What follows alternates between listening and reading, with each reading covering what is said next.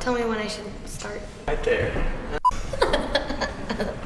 My name's Elisa and I'm 10 years old. I like to dance. Sorry. I dance ballet, modern, jazz, and tap.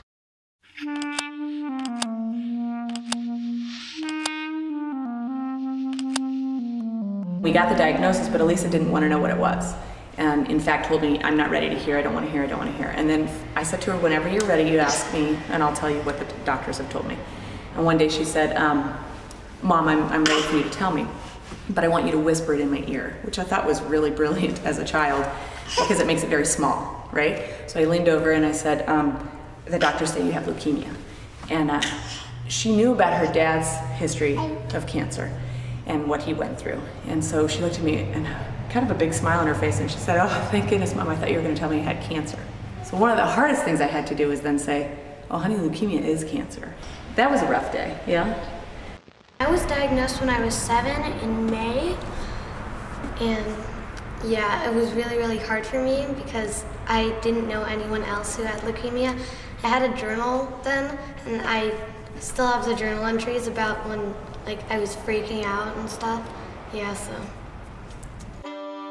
The night before I was diagnosed, I was sitting in bed and I was thinking, gee, I'm glad I'm not one of those kids who loses their hair. I feel really bad for them. And then the next day, my mom told me that I had cancer and I burst into tears. And I sat crying on my bed for an hour or something.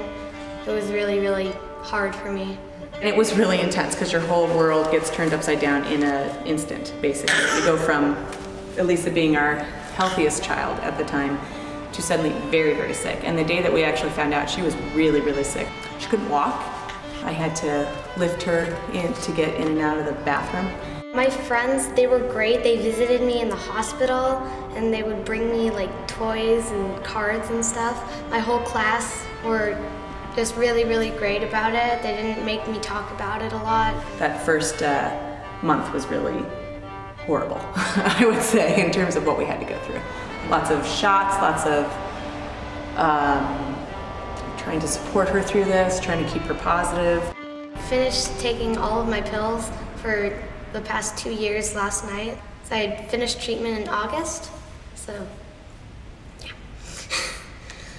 If you know anyone with cancer, don't push them to talk to you about it because it's really hard for them, usually.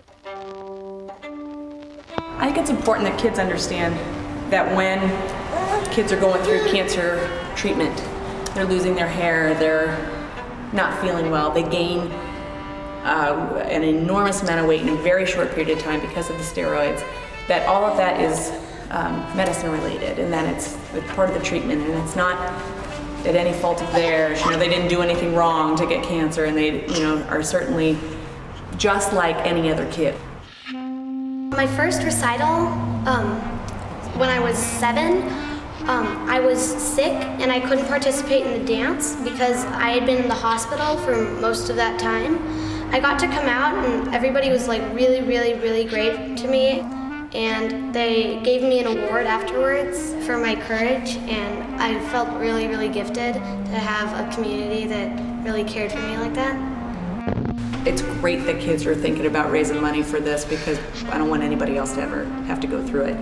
But if we can remember to treat kids as normal as possible as they're going through it, they'll feel better on the other side. So in addition to raising money, treat them like you would anybody else, any of your other friends. All right. A dime. Yeah. That's a wrap.